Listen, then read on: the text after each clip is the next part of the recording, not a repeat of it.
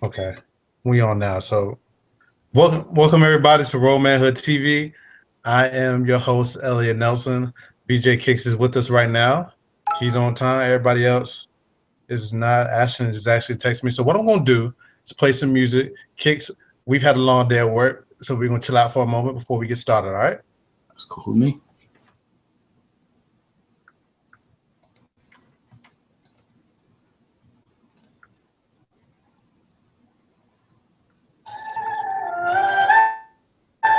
Is that distorted? Even though I walk through the valley of the shadow of death, I will fear no evil, for you are with me.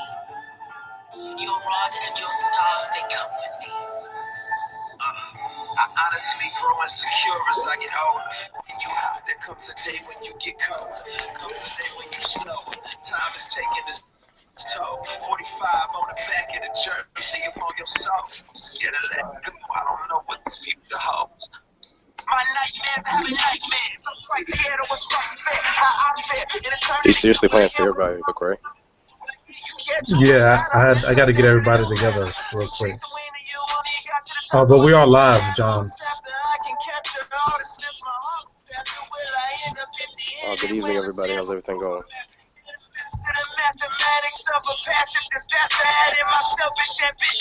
So check it what matters. I don't know.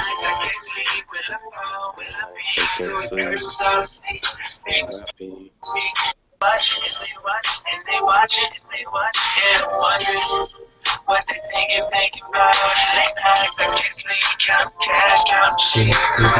Jealousy.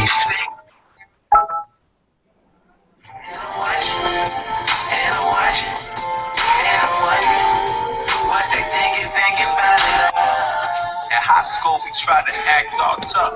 I remember a couple times I couldn't back that up. Like when I ran from them vatos. My zapato, scared of losing my hide. I was so embarrassed inside. If I could go back and shout out to all the 4 viewers we got right now. We are waiting for Ashton Ross to get on. So enjoy the stylings of Lecrae and other songs that might pop up to the 2 viewers, 3 viewers, 4 viewers that we have. Let your friends know. Raw Manhood TV tonight. We're talking about how much skin is too much skin and defending black womanhood. So you don't want to miss it, man. Yeah. And there goes Ashton. So I can cut the music off now. Hey, how do I share the link? Where's that at? I got Hey, if you guys are going up, it's a really long line, so you might want to get in line now.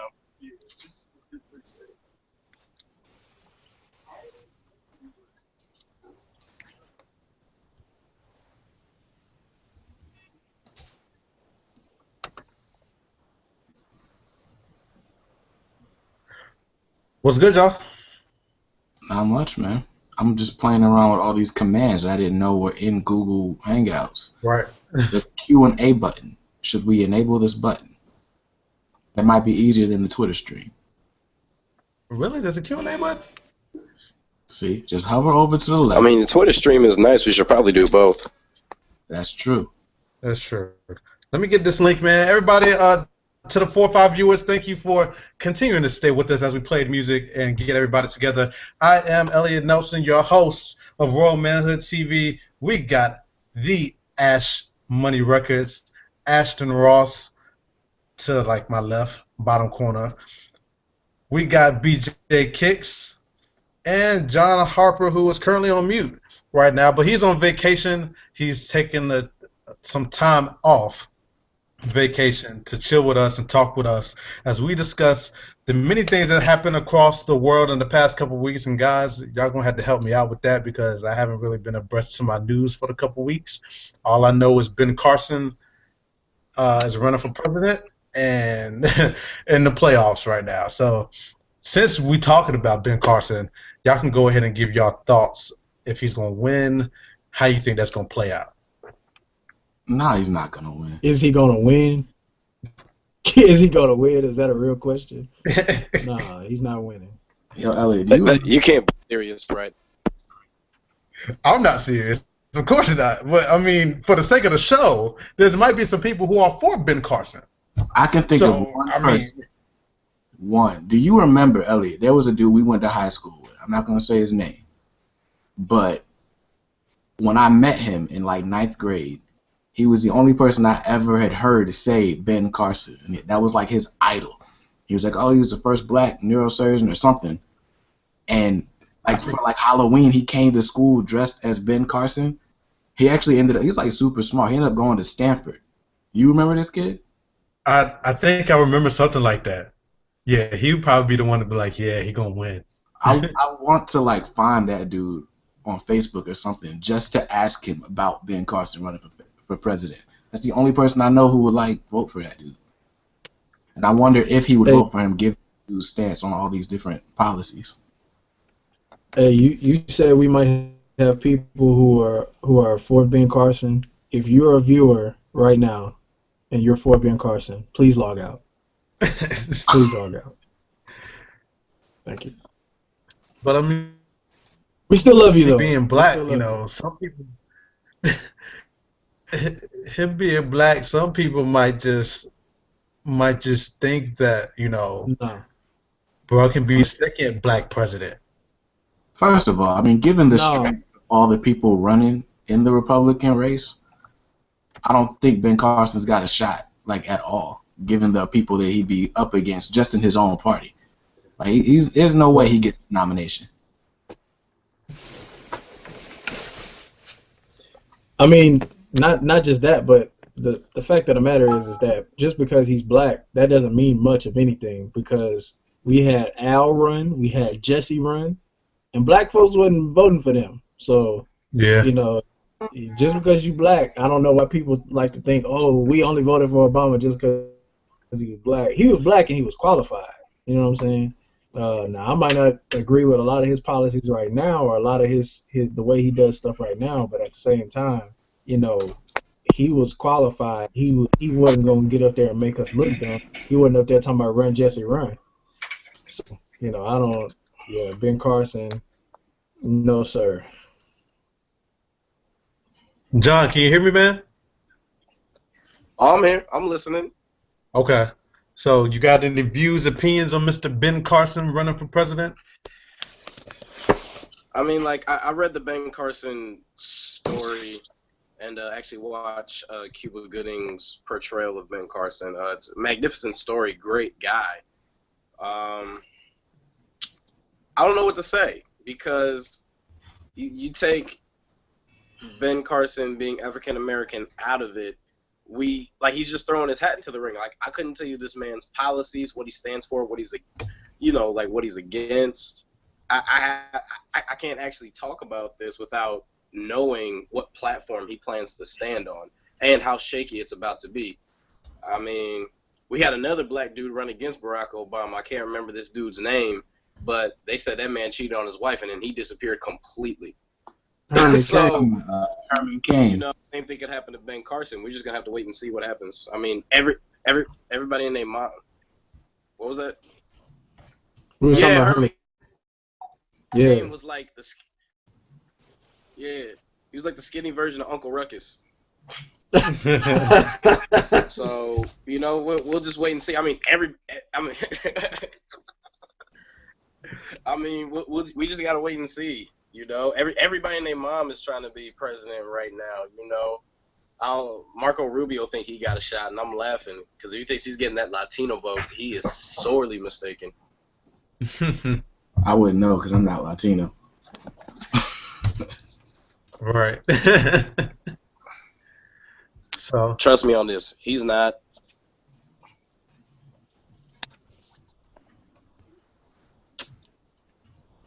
John just started a whole thing. He's on a boat, so if he ends up going in and out a few times, then understand why his internet connection is kind of poor. To everybody that's watching, tell your people, Raw Manhood TV is on live right now. In a minute, we're going to discuss how much skin is too much skin, and then the big topic for the night, defending black womanhood, and as black men, what we should do about that. Ashton Ross, BJ Kicks, Brandon Jackson, also known as John Harper Nehemiah the Poet. That's Lights Please for Ashton Ross. Lights Please underscore underscore underscore, and his DMs are still broke. So playoffs have been kind of crazy. Ashton, what's up with your Rockets, man? Huh? Uh-oh. Touchy Huh? subject. Huh? I can't. I don't. You're breaking up.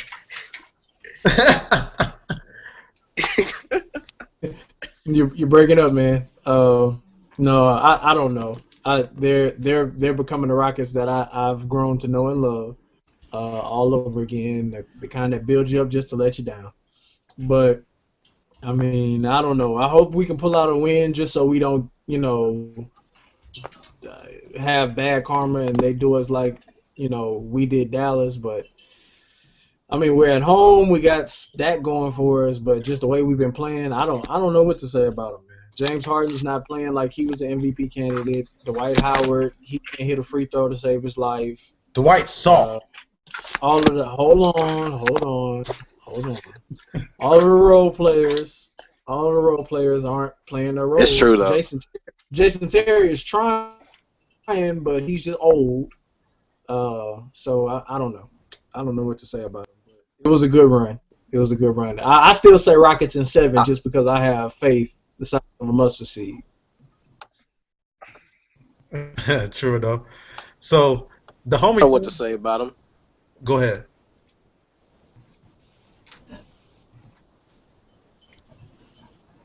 I mean, it's the Rockets. Like, no disrespect, but what do you expect? I mean, one of your best players is Dwight Howard. That man shows up when he feels like it. Everybody know he's softer than cottonelle tissue. So, what are you going to do? What we're going to do is win this series in 7. Go Rockets. Clutch City, baby. Red Nation.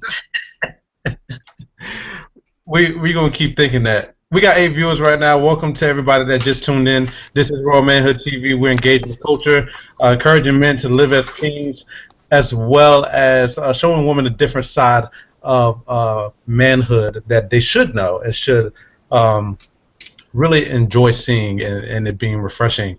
I am the host, Elliot Nelson. You can join in this discussion on Twitter by using the hashtag Royal Manhood TV. We're going to go ahead and get started because there's a lot to talk about. Last time we aired, it was complexion. Does it really matter? Does it mean a thing? And Pete, I peeped the views after the recording. It wasn't pre-recording. After the live recording, I peeped the views. We had 100-something people look at that, unless I hit it like 100 times, or one of us hit it like 100 times. But we had 100-something people. I'll say 90, because some people probably looked at it like individually. Anyway, let's not discredit the 100. We had 100 people look at that, man. So shout out to everybody that looked. Obviously, it's not 100 people on right now, but that's okay. We're good. But inside of that, there was a question that was asked: how much skin is too much skin? For, I believe, a young lady, young Christian, not even just a young Christian woman, but also for men as well. So, anybody want to kick that off? Go ahead. I'll kick it off, and I'll say, brothers, since this is Royal Manhood, I'll lead out with men, and I'll say, brothers, you need to keep your shirts on, even if you are, too sexy for your shirt. Be too sexy for your shirt in the confines of your marriage. You don't want to be out here tempting the young women. I've also heard, now this is something I just can't help because I like this, but I've also heard from young women in the church too that sweatpants and basketball shorts are tempting for them. So, I don't know what to say about that. I'm not wearing sweatpants to church. Now, what I can control is how tight my slacks are.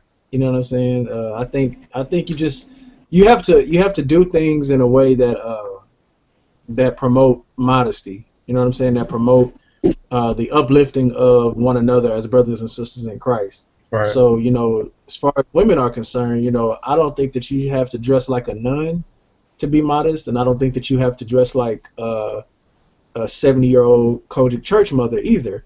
But at the same time, you know, you can be fashionable, you can be stylish, you can be chic without being a sex symbol or a vixen.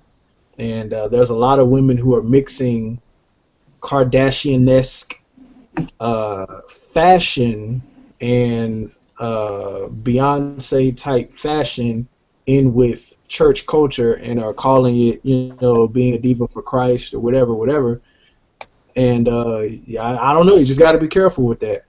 You know, a little too much cleavage, a little, you know, a split that's too high, you know, a little too much thigh and everything like that.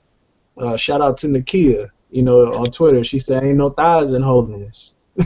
So, you know what I'm saying? You just gotta be mindful, man. You gotta be mindful. You gotta look in the mirror and say, you know, can anybody slip from what I'm doing? You know, can anybody look at me and lust? You know, or are you looking in the mirror saying, "Ooh, yeah, this is hugging me just right"?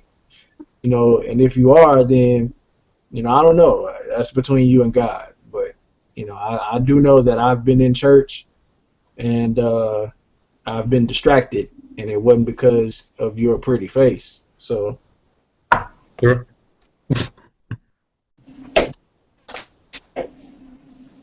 Kicks, John. Okay. Well. Man, ladies, you don't have to run around dressing like a Jezebel. Echoing what some of the other men said. There's a way to be attractive, but you know, we're all men of God. Bible says when a woman is single, she should be focused on how she can please the Lord. Ain't no way you pleasing God and everybody can see your panty line and your cleavage. Good God. You know, if you're a married woman, you should be focused on the things. You know what I'm saying? Like, all of us brothers have been in that situation where we're at church and we really are trying to be focused on God, and here comes a very voluptuous woman, and you're like, okay, God, you got to help me. Like, I shouldn't have to pray the prayer, God, help me. Now look at this woman. Now, ladies, I get it. You know, a man should be fortified enough to where he's not supposed to look. However, God gave me two eyes just like he gave you two eyes. I won't wear nothing that's going to make you look at my lower extremities, and you don't wear nothing that's going to make me look at your top or your bottom. Sounds simple. Fair enough. Kicks. I can definitely understand that sentiment, especially in the setting of church. I just feel like, you know, you go to church, you shouldn't be going to church, you know, to get the attention of a dude. Although, you know, that's clearly a game. That's something that happens, you know, and vice versa as well. You know, there's plenty of dudes that go to the church because there's girls there. In my church, we don't have a whole lot of young women or young people in general, so that's not something I've had to deal with. But I don't know, just as far as it's in general society or wherever else, I don't feel like it's the woman's or the man's responsibility to dress so that you aren't tempted, you know. And there's definitely like situations. The Bible speaks of, you know, not being the cause of your brother to fall. You know, so that's very real. I don't know exactly where I stand on that argument, but I just feel like I'm a married man, so it's my job to not do anything that would, you know, hurt the integrity of my marriage. So, for example, I'm into photography now. I'm not gonna, you know, put up a model call like, oh, I'm shooting glam and, you know, all this. Like, I'm not gonna open myself up to craziness, right. But at the same time, you know, like, so that's on me. Yeah. And if somebody's all in my face, you know, it's on me to say, look, like, nah, I can't deal with that. You know what I'm saying? So I don't know. I feel like, but I will say this though, what you wear does say something about you. So I definitely don't think you can be, you know, got your stuff all out, clothes all tight and stuff, and then get mad at the attention you attract.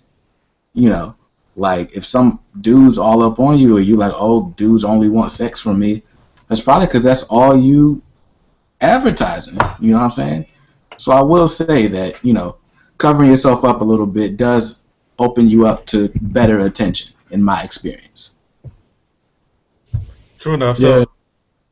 So the one thing I thought about in all this, in my I guess in my opinion, uh, I ain't gonna sit here and tell you to dress like no grandma because I ain't attracted to that. Like, Not at I, all. I'm gonna just keep it a beanbag. I'm not attracted to that, and not saying that I'm looking to be attracted to you because obviously, like, I'm attracted to who I'm attracted to. That's just gonna happen. And I know how to hone that attraction so that I don't commit a sin about with that attraction to not take my pathway away from God because of that attraction. I know how to hone it, and that's another episode for another time. But in this, if you gotta ask yourself how much skin is too much skin, it's probably best to cover up. But cover up in a modesty way. There's a lot of girls, like for example, Sarah Jakes. I don't know why I follow her. I think I follow her because she one is a beautiful girl. Two, she teaches truth. Three, and for the most part, is that she dresses modesty, whatever. She dresses modestly, and it's stuff like that. Like if you have to sit and wonder if a dude is going to be attracted to you, like maybe you have to pull up your skirt a little bit for him to be attracted to you. I'm a witness that you could be all the way covered up and still be attractive.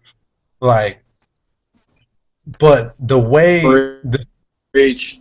the way the world is set up now, we sell off these false images, and men buy into it. Kim Kardashian releases nude pictures, and we all over them.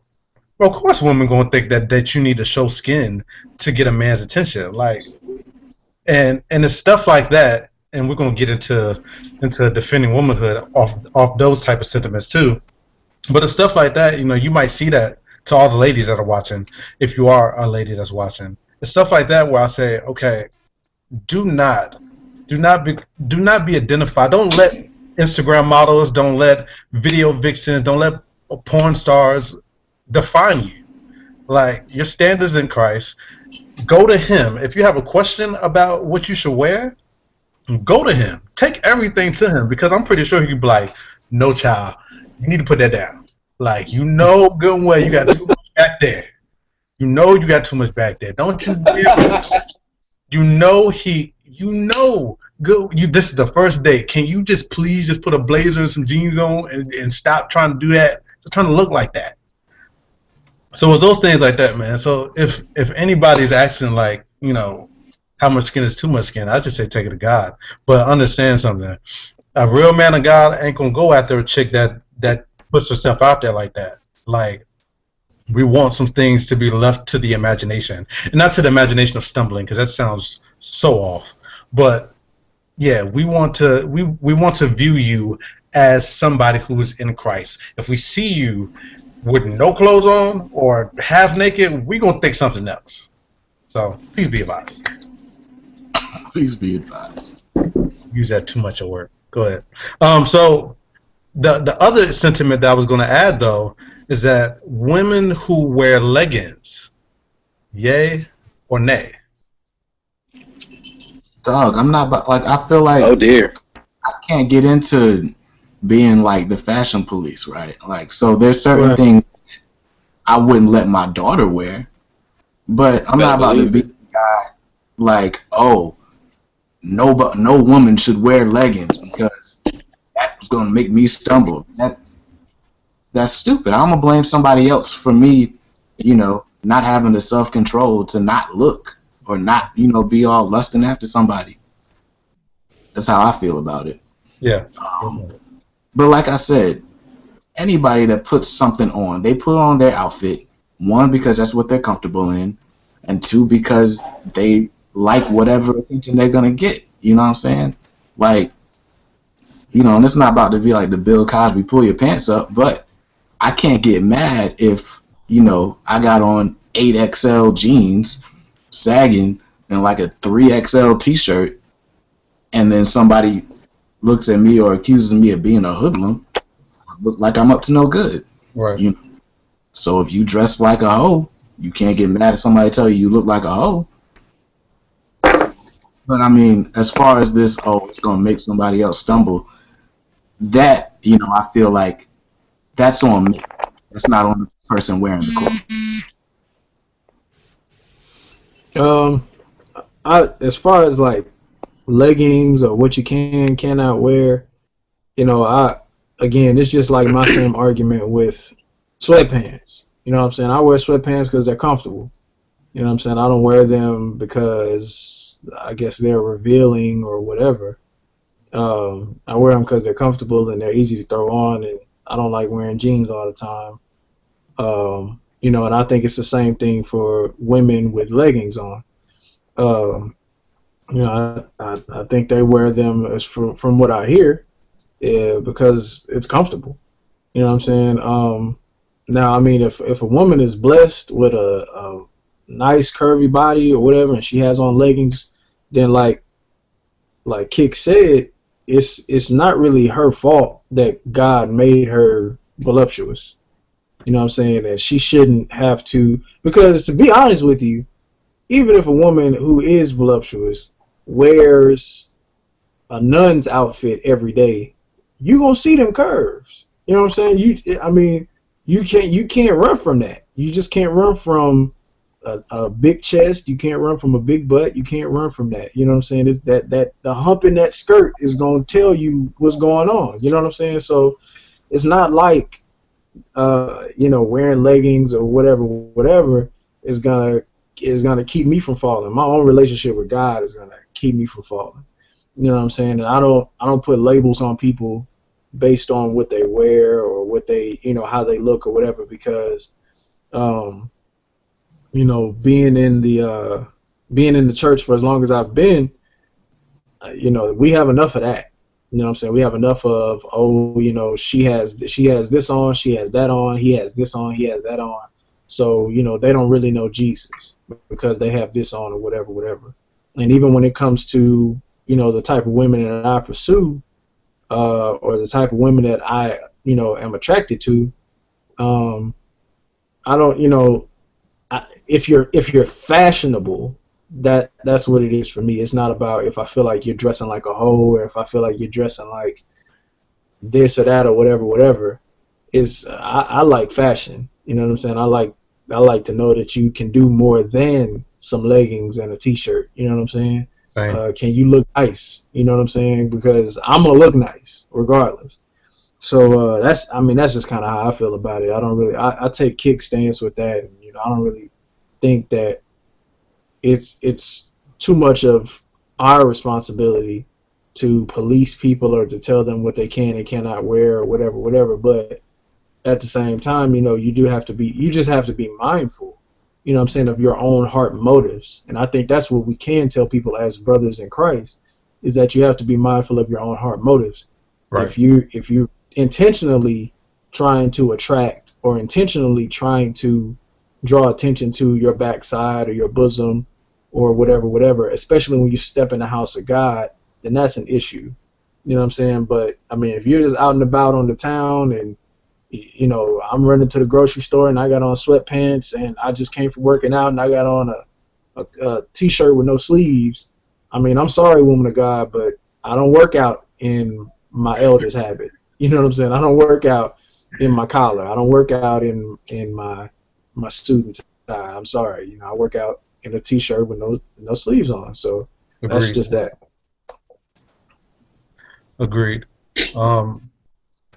John, you got something to say, man? He's just having a good time on the boat, so he may not even get too much in on it. He on a boat. He on a boat. Ladies. By all means, if you're going to wear them, can I please not see your drawers? I don't want to see your thongs. I don't want to see your underwear.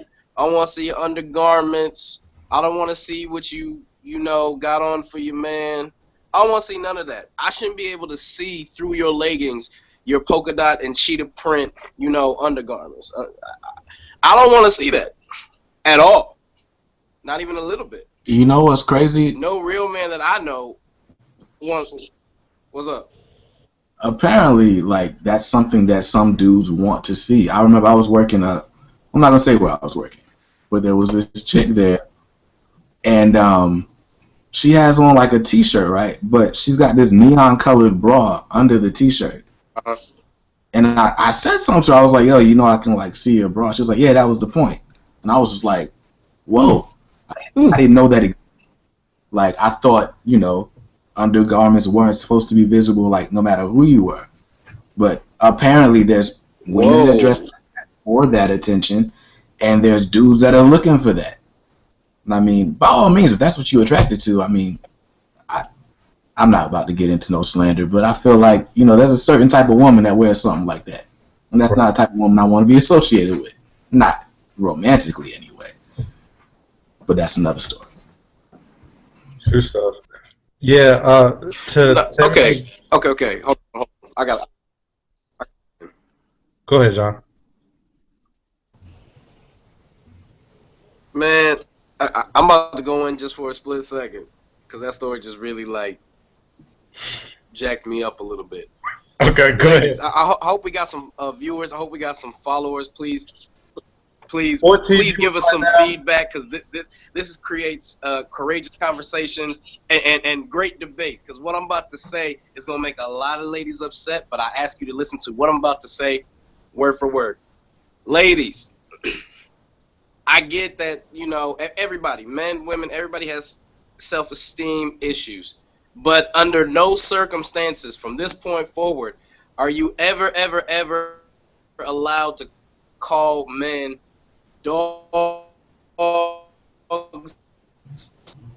in such derogatory terms if you cannot raise the standard for us. For, you know, we're men of God. Do we do everything right? Absolutely not. Do we got everything together and everything perfect? No, but we're trying more than most. And we're on here trying to show you that there is a standard of men that God has put in this earth to model after and to follow after. So ladies, if we raising the standard, y'all got to come up too. You are what you attract. If all you got is dogs and things chasing after you, you need to take a hard look in the mirror and figure out what is it about me that this is all I can attract. Because if you showing neon bras, neon underwear, and all this type of random type clothing, you gonna get a bunch of dudes running like dogs in heat, pit bulls with their pink tongues sticking out, drooling and chasing after you, and then got the nerve to say he thirsty. But you throwing it at him like you a T-bone steak. Ladies, you gotta ask yourself, do you want something that's gonna last, or you want something for a moment? Do you want something fast food, something microwavable? Do you want like McDonald's, Burger King, or Arby's? Or do you want a 4-course meal? I'm going to let y'all answer that question. Well, preacher in the room. Preacher in the room. So, my sentiments is this, man. We're gonna end out this topic and move into the big topic, defending black womanhood, because seeing a lot of women really feel some type of way about the brothers not really defending their honor. We're gonna talk about that. But my last little spill on this topic is that, man, I'm not trying to be the fashion police myself, but I say but very very I tread lightly on the but. I think each and every, well, besides the married guys, because I mean obviously they're attractive, but they got they want, and that's all they need. But to the single dudes, you know, every dude is attracted to a certain type of woman. Like, there's dudes who like girls who dress hippie. Me, I mean, it's cool. I'm not gonna say that I don't like it. I probably had to get used to it. But my point is that you have to find, I guess, your type of style that fits in according to what you feel is modesty and how you feel as though the Lord is being glorified by that. I'm not gonna sit here and tell you don't need to wear that. Like, but I mean, if it's something that I feel like I'm gonna look at you and degrade you, then I might say something and say that, babe, yeah, about this. This is not gonna work. Not for right now, at least. Like wait till marriage or something like that. But I ain't trying to be hardcore or anything. So just figure out what your niche is, what your thing is, and don't reveal too much skin because dudes, we're visual people, and so we're gonna catch it, and then we're gonna go crazy in the mind with it, and that's not a good look for us at all. Same thing with the dudes. Like, stop putting your before and after pics of when you work out, because girls they start putting the tongue emoji everywhere. It's just not a good look. It's not. So stop that. We got 13 viewers. Royal Manhood TV hashtag. You can talk to us. Give us your thoughts, your questions, your questions. People tweeting me all over. Anyway, Yeah, bro. Nish is mad. she Bro. mad. Why she? What she say? Oh, she hot. She hot. She said she closed the computer on us, bro. For what? She said Damn, we're bro, being she unrealistic. mad though. Look, I think her general sentiment is that we are blaming women for our misbehaviors. okay. Like that she should be able to wear whatever she wants, which it's a free country. She can. Um, and I tend to agree to a certain extent. You know what I'm saying? Like I don't control the standards of beauty. I don't control any of that, right? I just have my opinion on what's too much, what's just enough, whatever. You know what I'm saying? Like, because let's be real, I'm married, but I'm a 24-year-old dude. So I didn't just get married and stop being attracted to women. I didn't just stop liking what I'm seeing. You know what I'm saying? I just have a certain honor I have to defend. As a married man, and just as a man in general. You know what I'm saying?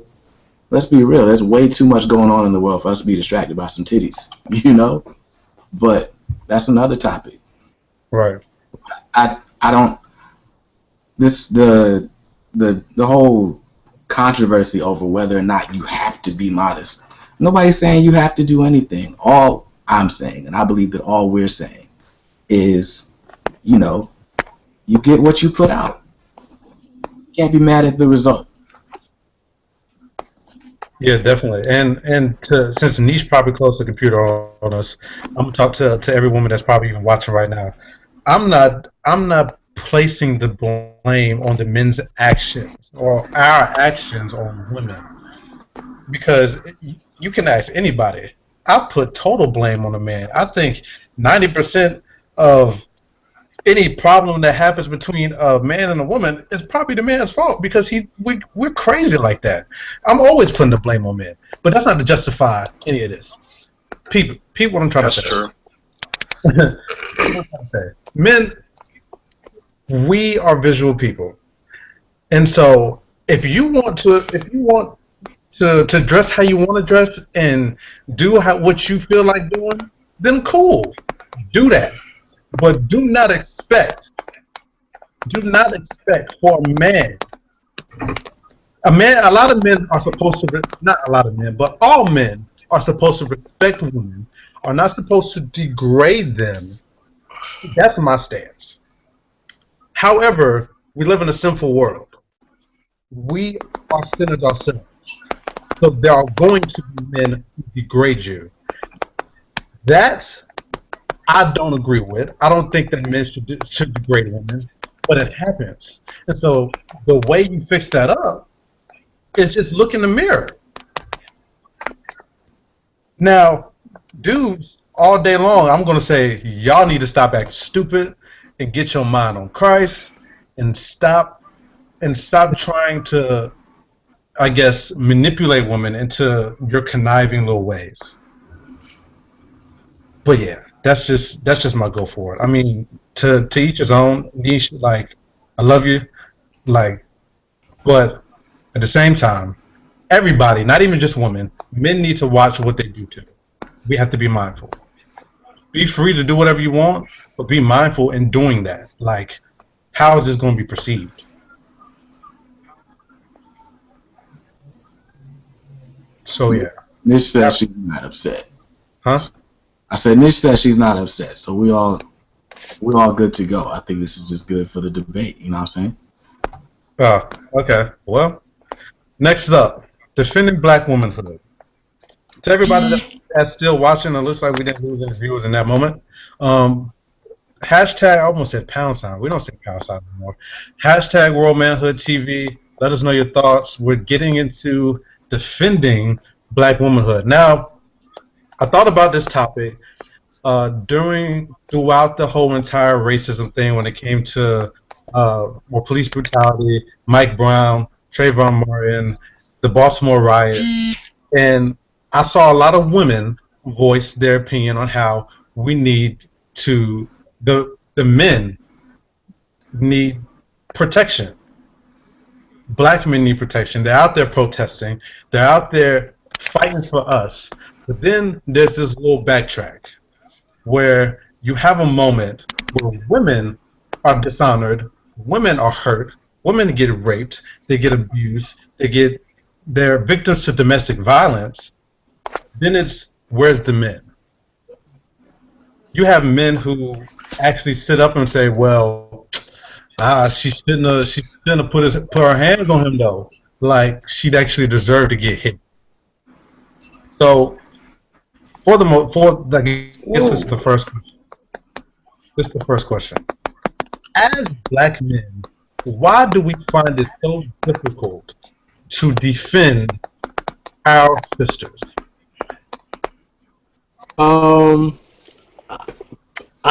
I personally don't find it difficult to defend black women. It can be difficult at times, but it's not innately difficult. What I will say is, though, as a culture, I believe we find it difficult to defend black women, and this is speaking culturally, not just personally. I think culturally we find it difficult to defend black women simply because of the culture that we live in, which is, or the culture that we're most fed, or the culture that we're most associated with, which is the hip-hop culture. A culture that is constantly degrading women, a culture that is constantly singing about how hoes ain't loyal and baby mamas and all of these negative stereotypes. And hip hop only promotes what larger scale media want it to promote. So not just hip hop, but larger scale media in general, Hollywood, radio, TV, wherever you go, black women are not portrayed in a positive light. And when you're repetitively fed that black women are loud, they're obnoxious, they're rude, they're this, they're that, whatever, it does mental conditioning. You know what I'm saying? It weighs on your mental, and I think that men have been duped into believing that black women don't want their help, and I think that black women have been duped into believing that they don't need the help of men. Some of them. Now there are some women who still, respect, black manhood. There are some women who still respect traditional roles where a man is a leader and a provider and a protector. But there are plenty of women who take the independent woman thing and run with it. I think independent womanhood is a great thing, but at the same time, there's a time and a place for all things. Because we were created to cleave together as one and to exist together as one, man and woman. And I think that it's just the social conditioning that we've been accustomed to that puts it in our mental that oh well, black women, they're not here for us. You know what I'm saying? Black women, all you see is Maury, and oh, he's trifling, and he ain't paying his child support, and black women, black women down in black men down in black women. So there's a social disconnect there. But the hearts of the people, from the women that I talk to on a daily basis, from the men that I talk to on a daily basis, the hearts of the people want one another. They want, connectivity. They want, protection and mutual honor between each other. But it's just the society we live in, I believe. Who was doing all that typing? John, what are you doing, man? He's Is probably that That like, ain't me, man. oh, What you mean? Oh, okay. yeah, Because it we just can hear stopped. that. It just stopped. Man, I am on a boat. Oh, my bad? that's the boat Man, making I'm the on a boat in noise. the middle of the ocean. I don't know what y'all talking about. That's not the boat, bro. That's me typing. I mean, it is a cruise Oh, ship. I was like, wait. What's this? My bad, Okay. son. I'll do my twittering on the phone. You won't hear it. Wait, I'm not still typing. I don't know who that is. Looks like it went away. All right. So, anybody want to I'm not, piggyback off of not Ashton? typing. Like, look, my hands are right here. I think, as far as what Ashton's saying, I think the problem is kind of like we were talking about last episode. It's just underrepresentation. Like we're constantly fed by the media this whole story about how the black man is absent or the black man is like the most hated person on the planet, and to a certain extent that's true. So I think what it is that we're just speaking up for the people who are hurting the most at a given point in time. um, and I think there's a little bit of bitterness on our part, I mean the part of the black men. Because I mean, let's be real. Like I went to a predominantly white college, right? I think the ratio of women to men at my school was like 1 to 7 anyway. But the percentage of black women to black men, and then black men who weren't gay, like there's like 21 women for me for every one dude. Do you know what I'm saying? Like that's so we look at that and we feel like, okay, they're all good. They made it. You know what I'm saying? They're in school. They're getting the good jobs. There was an article that came out a few years or a couple of years ago about how I think black women were like the most enrolled group in college. So we have this perception that it's all good when it comes to black women, but we're still getting shot down in the streets. You know what I'm saying? Like we getting shot over loud music. We still getting arrested for just standing there outside the club. These are things that we don't see, and there's narratives that we don't hear when it comes to our women. So I think we just assume that it's all good. And so if we do see a woman complaining, we just like, shut up, bro. At least you're not going through this. It's not right, but I can see where it comes from. John?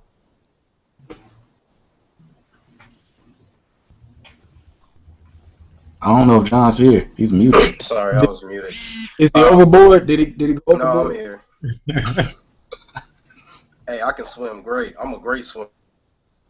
Don't blame me.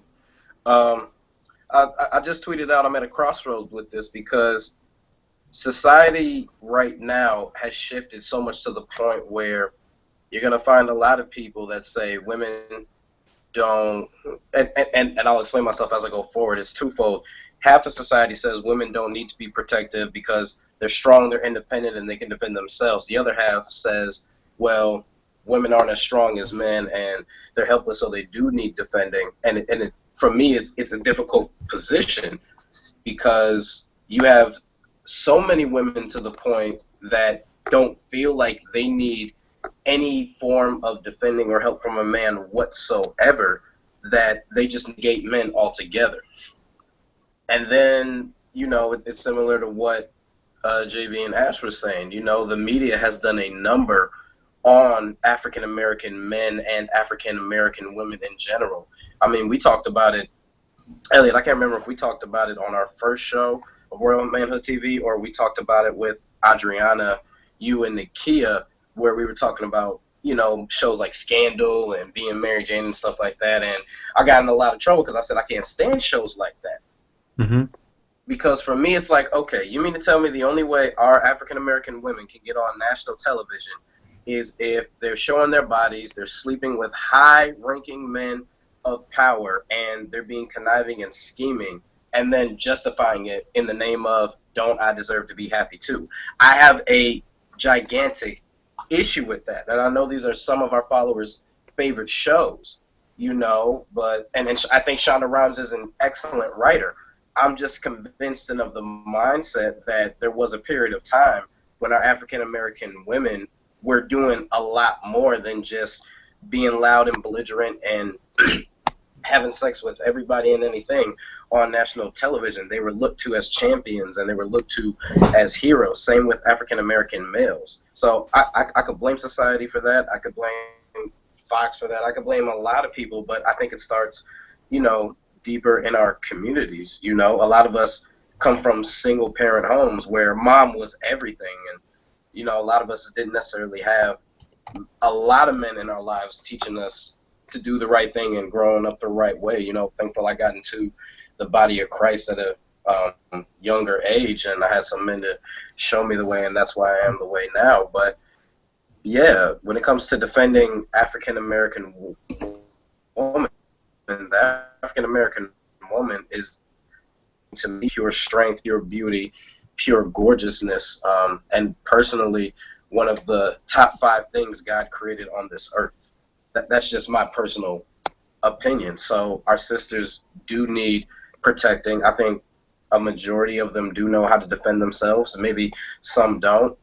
It's a tough conversation. I feel like I'm sorry, Ashton, did you have a chance to speak? Ashton just disappeared. Oh, well, it's all good. I got the floor then. But no, especially, Yeah, man, I feel like in any society, the men are the forefront of that society. Not to say that we're like, better than anyone, but when it's time to go to war, it's not the women that we call to go to war, unless you're a lion, but we're people, we're humans. So I feel like there's not a way for society to advance, not for real, if men can't be men and women can't be women. I think we put a lot of weight on gender roles, or quote unquote traditional gender roles, where the woman's got to cook and clean and da da da da da. And the truth is, anybody can do anything. My wife could go out and get a second job. She's done that. Or I could go out and get a second job. But the reality is, me and my wife are built differently. We handle different tasks different ways. So, whereas if my wife goes out and gets the 3 hours extra a day job, and I'm expected to keep the house clean, the house won't get clean because I don't clean the house the way my wife cleans it. You know what I'm saying? It's like women have some kind of crazy cleanup gene. For real? No, that's real talk. Real talk. My wife can clean up the entire house in like an hour and a half. And I come home, dinner's ready, she's chilling, watching TV, eating popcorn. And I'm like, how did you do it? She give me 3 hours, and I may have gotten the laundry done. No, that's real talk. So we literally just switched places. So I had to work the second job, and I can work those 3 hours, and I'm good. Now she worked those extra 3 hours. She's like no good to the world after that. You know what I'm saying? And I think that's kind of how it goes in general. We're built for different things, and we're the best at different things. And if we would just play to our strengths, we would get a lot further as a society and as people in general. True indeed. Ashton said that he lost power. There's a power outage going on somewhere in Texas. It might be because the Houston Rockets are about to get swept. Well, not swept. They're about to lose this series. So he's not going to hear this part. So therefore, man, that don't make no sense. I'm in the middle of the ocean, literally in the middle of the ocean, and this man loses power. I don't want to hear. okay. So to further the conversation, though, one of the things that also drove me to this, I had a little reality check one day. If anybody follows me, you know the type of guy I am. And those who are close to me, you know the type of guy I am. I make sure that, I do my job as a man to make sure that I don't degrade women. So a part of me defending black womanhood or me defending womanhood either. It's found in the degrading of women also. We live in a generation in a world, and I said that earlier, where our music is always somehow degrading and distorting the view of women. We got pornography that just degrades women. We got video vixens that degrade women. We got dudes who pass around celebrities' news in group chats that degrade women. Eventually, this reality check happened one day. I was just riding in the car, listening to music, and something hit me. Why on earth do I subject myself to things, to the very things that I constantly preach about? Floored by the revelation, I'm going through music like, how much music have I listened to? Or what music is in my iTunes right now that's degrading women? Because I need to cut that off. Because if people was to actually see that, they would say, well, how could he actually? Here's a good example. This is the most stupidest song ever. I don't know how it even came in my mind. Shake It Like a Red Nose. I don't even know what that means. A red nose is a dog. It's a pit bull. Okay, see, this whole time, I thought red nose meant the deer, not the deer, the reindeer. That's this whole time, I thought the red nose meant reindeer. I was, that's how clueless I was. But I've seen video after video of women and dudes engaging in dance and I guess dancing, twerking, whatever to this song, and I said, this has got to be the most degrading song I've heard. And I literally couldn't do it anymore. So, to that end, what are your thoughts on that? Should we take the effort to making sure that we don't consume ourselves in a way where we're trying to defend womanhood, but really in our actions, it doesn't really, not even in our actions, but in what we listen to, what we does it really show that as well?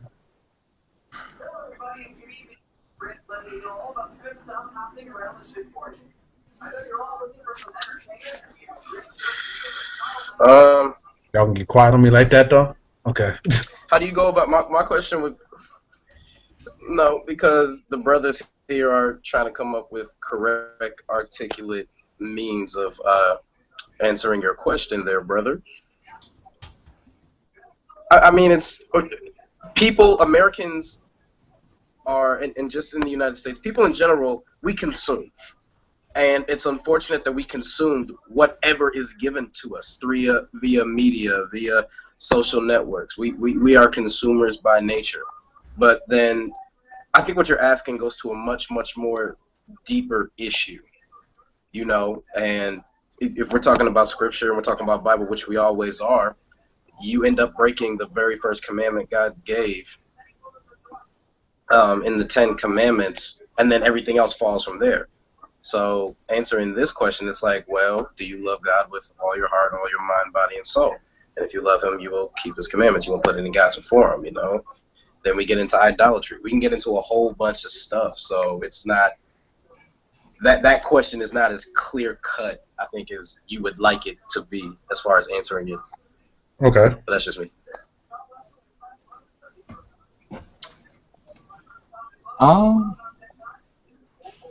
You're the music guy, so I expect for your answer to be.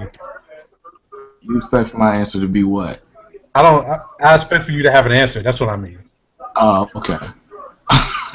I mean, I don't know if people know my backstory, but I was a hip hop artist. I still make beats. I don't rap very much anymore, unless I really have something to say, and haven't for a while. But I'm gonna be real. When I was making music, consistently, I was making music because I felt like that's what people wanted to hear, right? So I say all kinds of crazy stuff because I know that's what people will respond to. And I feel like that's why most artists make the music that they make. You know what I'm saying? Everybody can't be a Kendrick or a J. Cole and just, really, really speak their mind like that. It really doesn't work that often. I think we have this real weird expectation, especially in hip hop, that the artists are supposed to be like these upstanding, loyal citizens and, you know, never say anything that's going to be degrading to anybody. I was listening to, I was at my second job and we were listening to the radio, and there's a song called Outside. And it's super old. And it's a sample for like a Tribe song. But anyway, the dude says, and the color girls say, do do do do do. And I'm like, yo, this is on the radio in 2015 talking about color girls.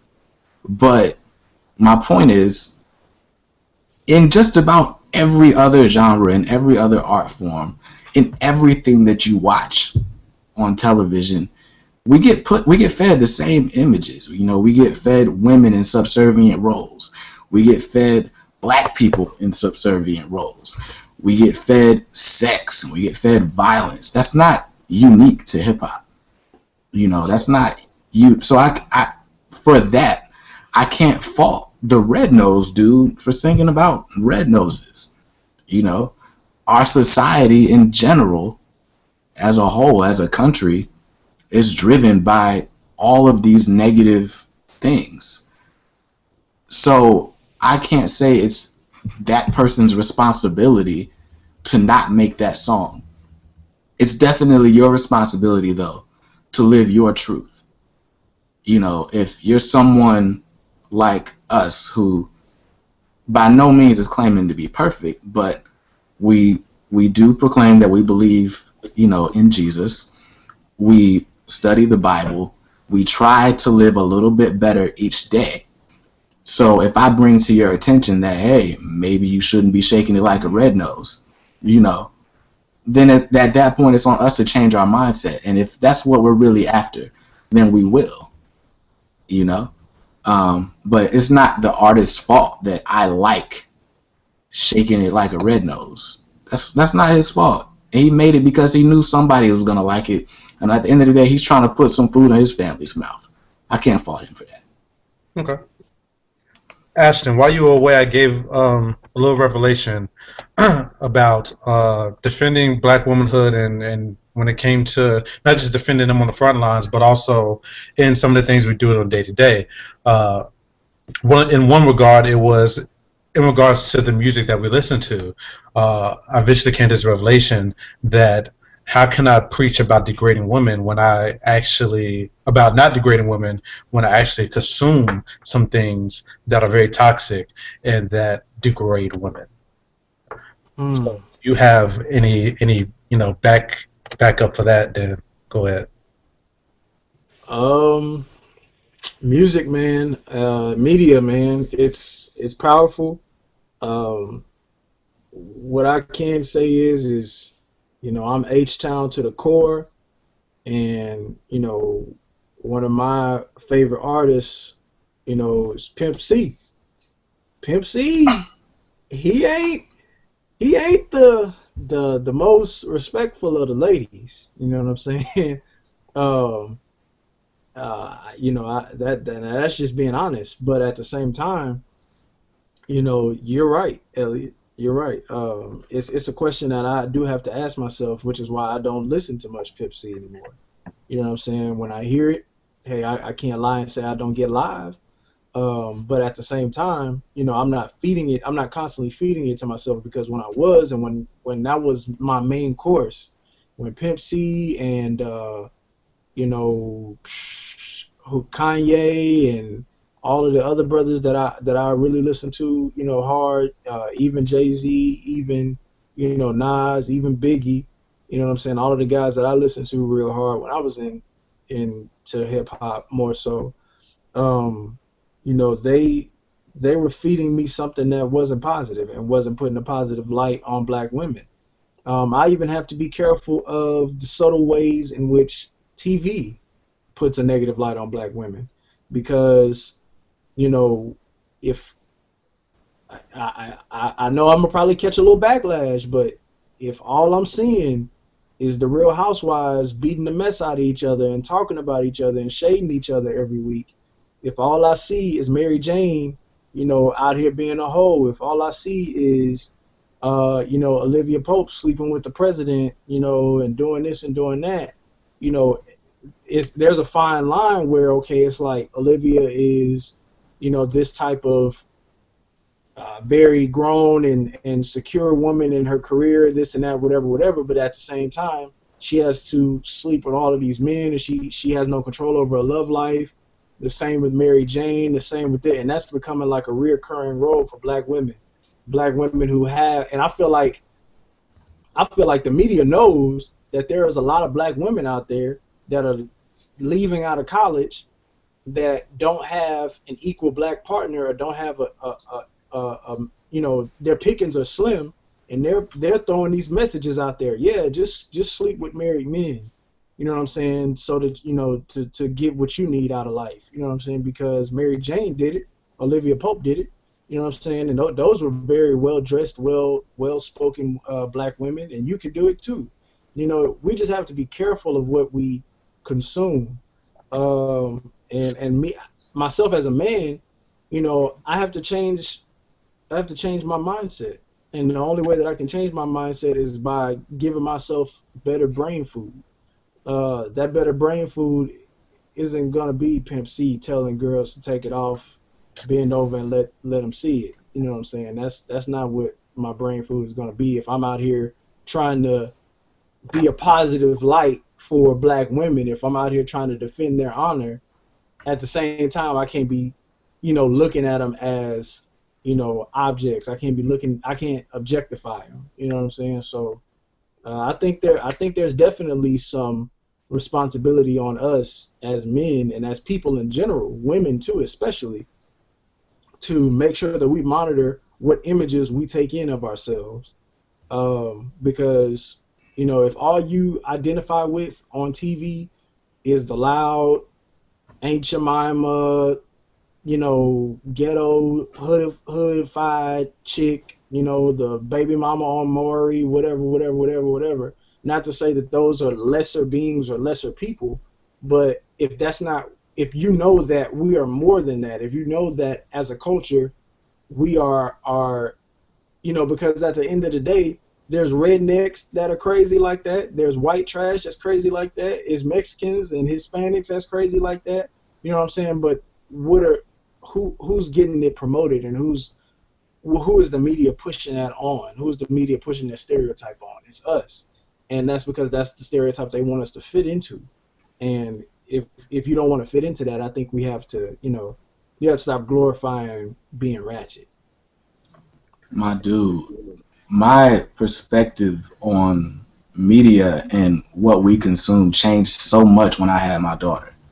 Right. You know what I'm saying? Because before, I would listen to just about anything. I'd say and do just about anything.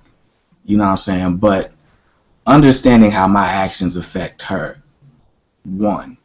And two, understanding how other people's opinions affect her. My daughter, I've said this before, but she has vitiligo. Something I post on my Instagram and Facebook is backseat duets, where me and my daughter, we're riding around, we're listening to music, and she's usually singing. So I'll post a little video of her singing. This lady commented on one of my posts because she didn't realize that my daughter had vitiligo. So she's got this white blotch around her mouth, and the lady's like, you need to clean up her mouth. And I almost lost it for a second. I was just like, whoa. But understanding that everybody's not going to be as nice to my daughter as I would be. Everybody's not going to look at her the way that I look at her.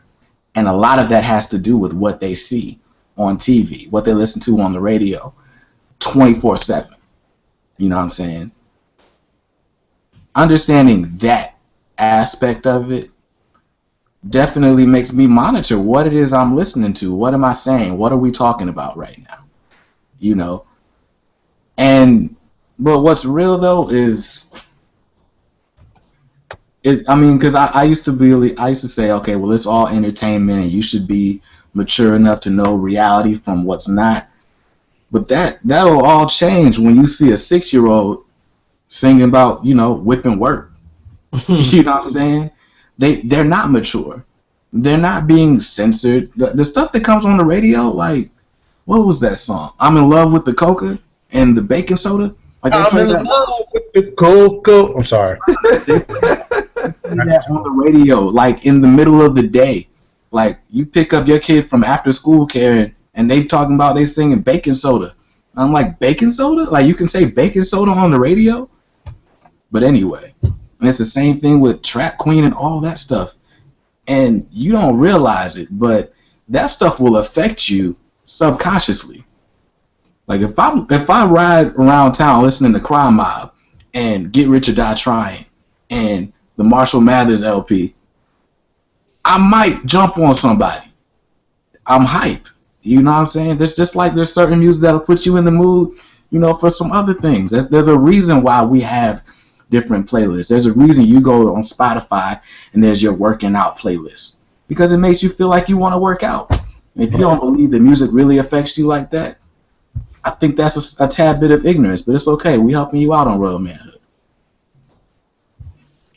Yeah, I've been saying that to a lot of people, but obviously, you put it plain and clear onto to my sentiments exactly, pretty much. So I'm gonna read some comments off the hashtag. Hold on.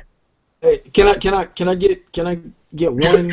Go ahead, please. No. Well, because somebody was saying that we were implying that women or men or people in general can't think for themselves, that the media controls us.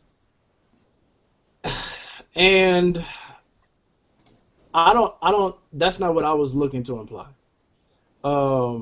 What I will say is that if I say to you, and maybe somebody else has seen this video or seen this gentleman, and I don't agree with all of his teachings, but anyway, if I say to you the best part of waking up, most of you will know that you're gonna say Folgers in my cup. it Folgers in your cup. And I don't even like coffee. You don't like coffee. You didn't sit down. You didn't try to learn that. The way that you, even in kindergarten, the way that you learned your ABCs, they had to teach them to you in song. You know what I'm saying? If I say ba-da-da-da-da, everybody's going to join in and say, I'm loving it. You know what I'm saying? Jingles, music, it enters your subconscious without your permission. And it is the only thing that can enter your subconscious without your permission. So, with that being said, I think there is a responsibility on what we feed ourselves, because if we know that a certain artist is promoting something, that is contrary to what we want to believe or what we want to portray ourselves, then we're consciously feeding ourselves junk food. And when it comes to TV shows and everything else like that, of course, I can look at Scandal, or I can look at whatever. And not make that become my reality. But at the same time, if we just break it down to science, man, there has been so many studies shown that movies and television, when you're engaged in that, it's a slight form of hypnotism. I mean, that's just simple scientific knowledge. You know what I'm saying? It's a slight form of that's why you can identify with fictional things that are going on. That's why you can get upset. That's why you can cry and get sad at movies and everything else, because you're slightly hypnotized. Your brain is slightly hypnotized by what's going on that TV screen. So, with all of that being said, yes, while we can think for ourselves, we have to be careful of what's entering our subconscious. And what enters your subconscious will always come out. It will always come out in the slightest of ways. That's what racism is. It's not a lot of white people are screaming, "I'm not racist," and they really believe in their frontal lobe that they're not racist. You know what I'm saying? But subconsciously they are. Subconsciously they've been taught to fear black people. Subconsciously they've been taught that black people are a certain way or other races are a certain way.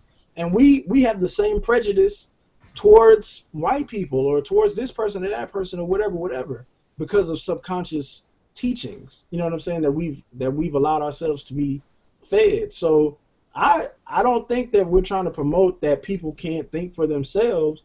But at the same time, we do have to realize the brain that we have soaks up information even when we're trying not to soak it up.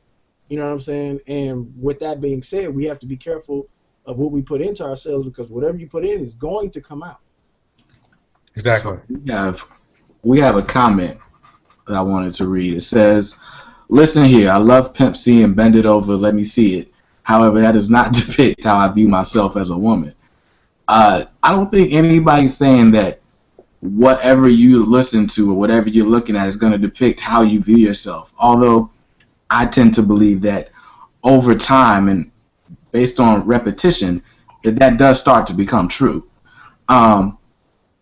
But what I will say is that it immediately does affect how other people view you, right?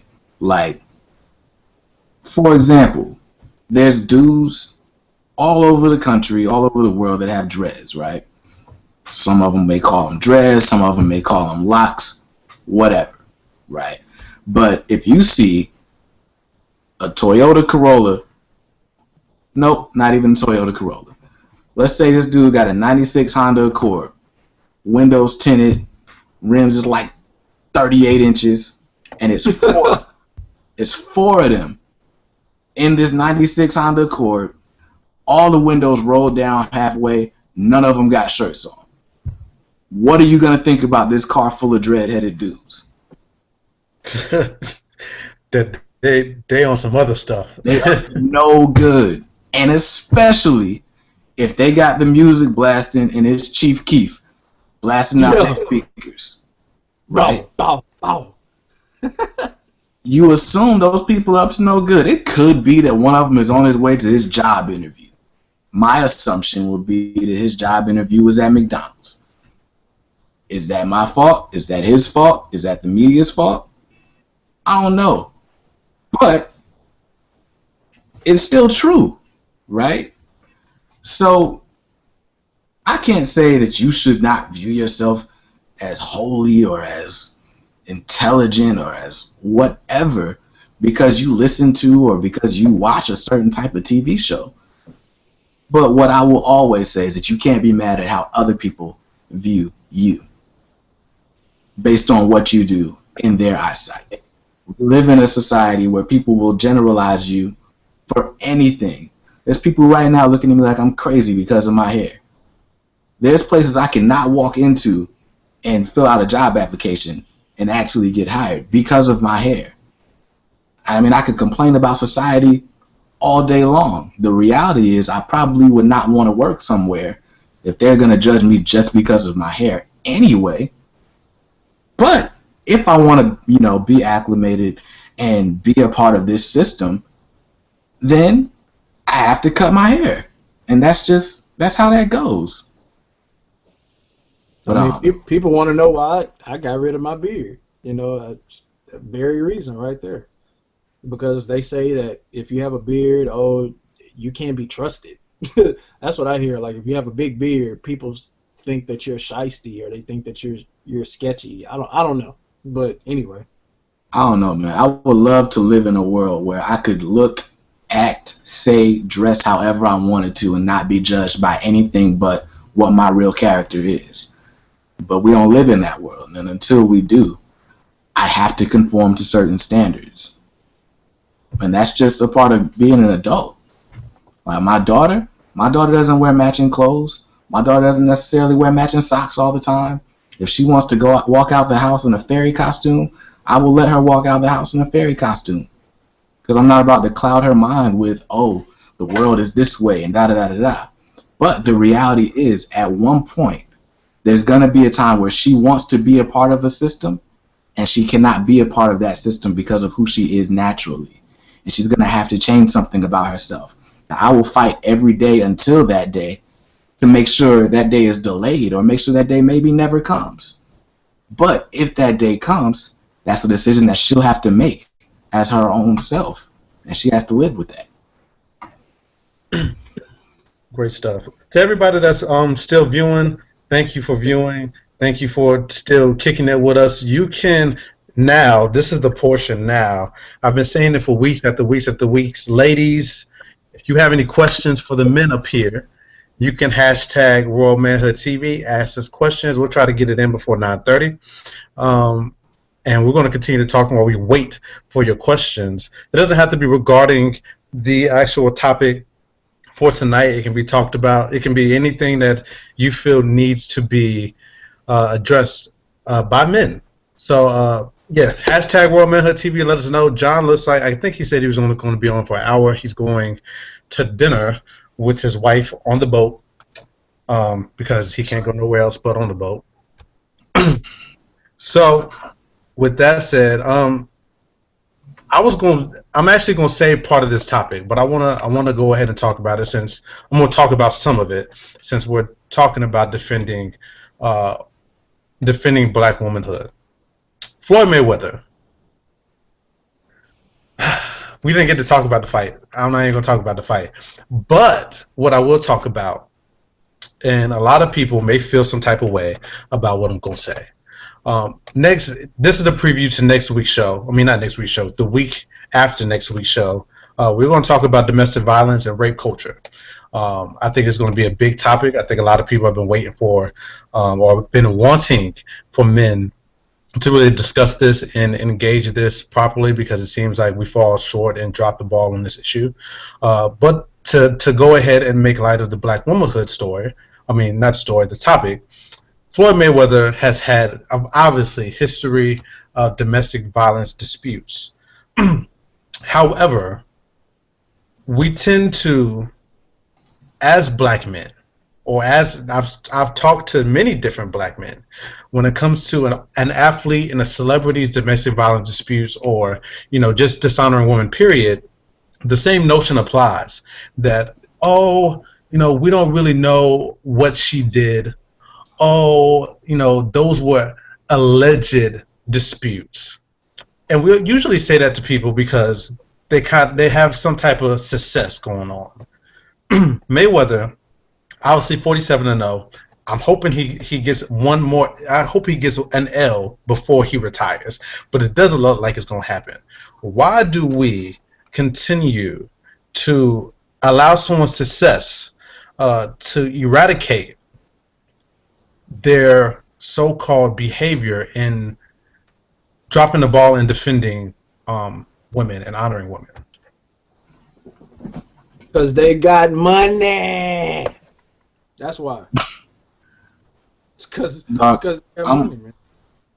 I'm gonna be real with you, and this answer might upset some people, but if somebody decided today that I had to be like blacklisted because of something I did 3 years ago, luckily I've never been one to put my hands on a woman. But if that were the case, and I could no longer provide for my family, now of course Floyd Mayweather is a multimillionaire, so if at this point he can't provide for his family, that's a problem.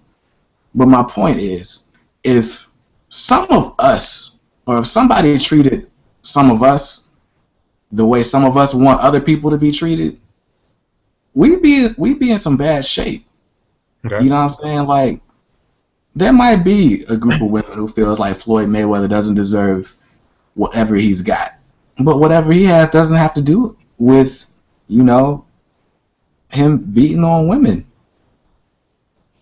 And that's just how that is. It's not anybody's fault that Floyd is beating on women and getting money. If he's beating on women, I say. I don't agree with his behavior, so I don't support the dude.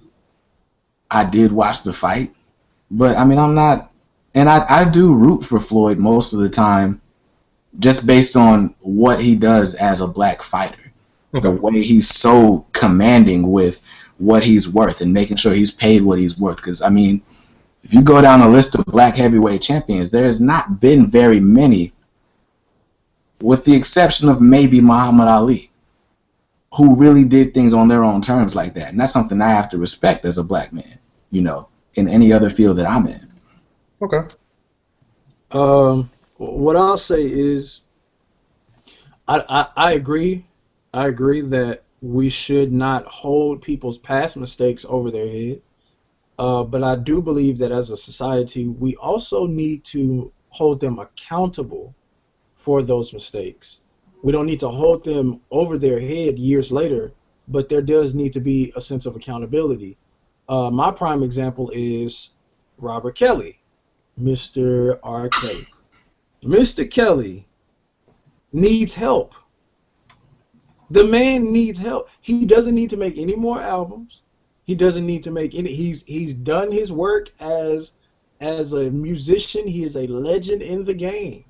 Now let's get the man some help as a community, because way before he was peeing on people, he was trying to date Aaliyah, and Aaliyah was a teenager, a tender underage teenager, and I don't even not even date. He was trying to marry her, and I saw the interview where the man said, hey, are you out here dating teenagers? And he said, okay, when you say teenager, how old are we talking?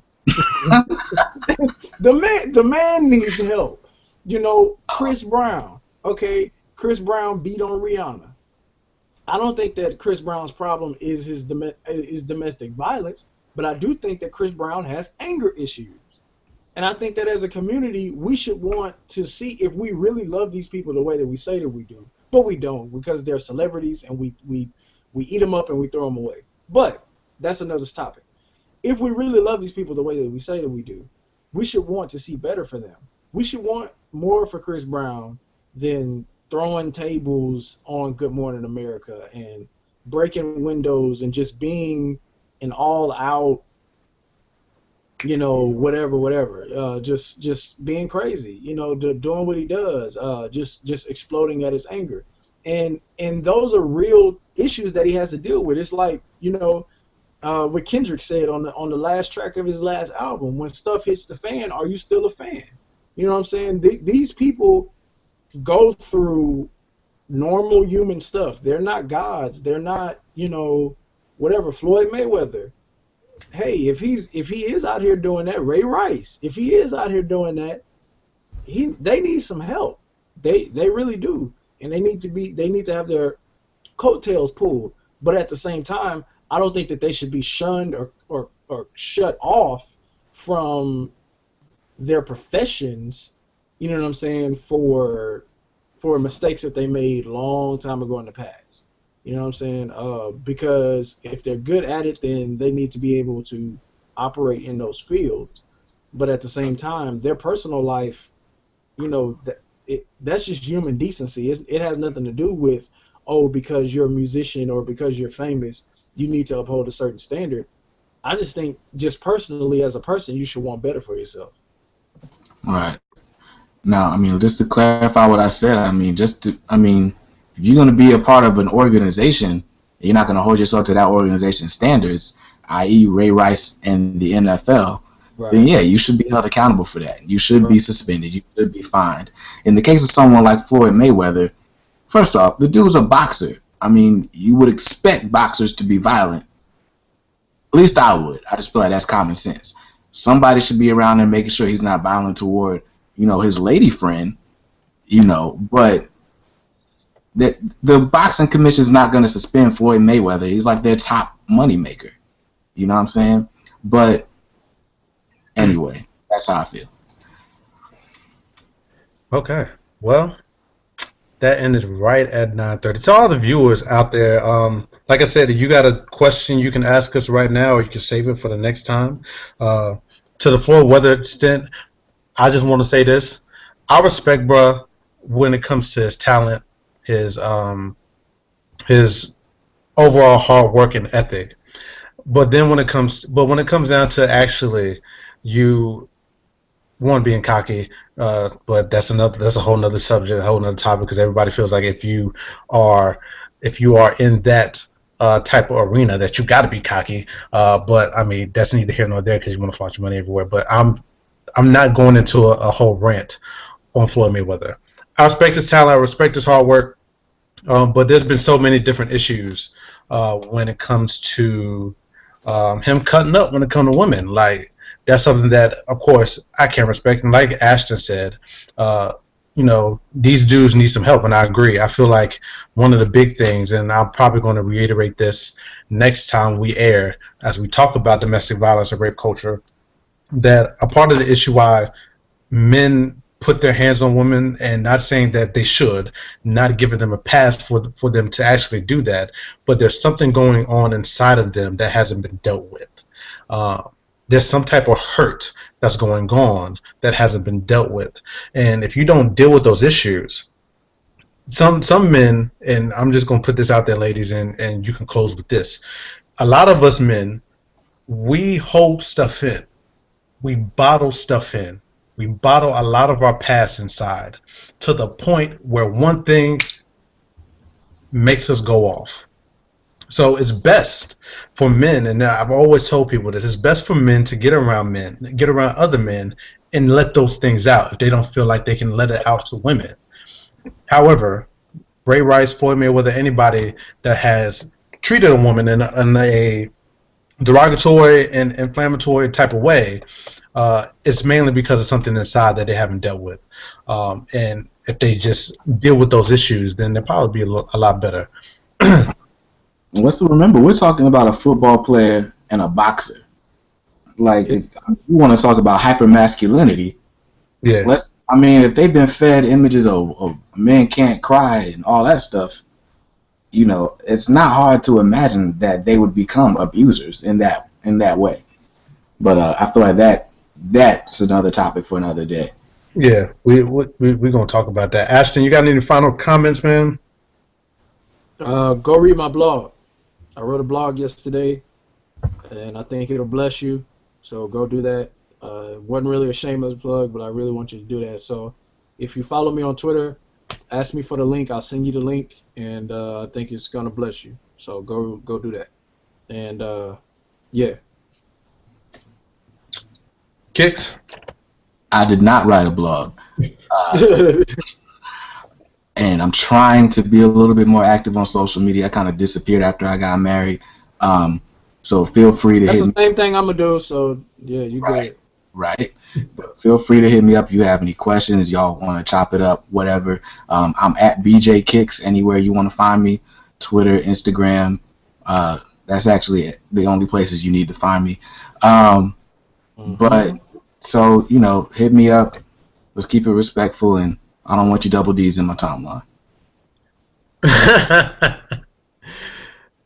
Okay, my final comments, obviously, you know who I am, man. You can follow me. If you don't follow me, you can follow me right now, @TheReal_Elliot on Twitter, on Instagram, Royal Manhood TV. I'll go ahead and give you this spill once again. Is to gauge the culture, make men actually, or not make men, but push men to live in their royal positioning as God has placed them in, but also show women a different side of manhood that they may not have seen.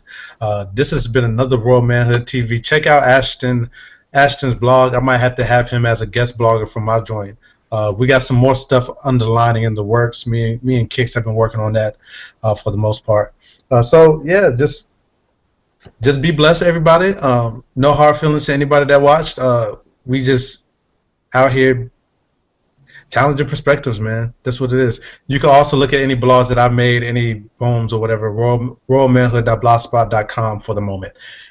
This has been another episode, Season 1, Episode 3, Defending Black Womanhood. We are out.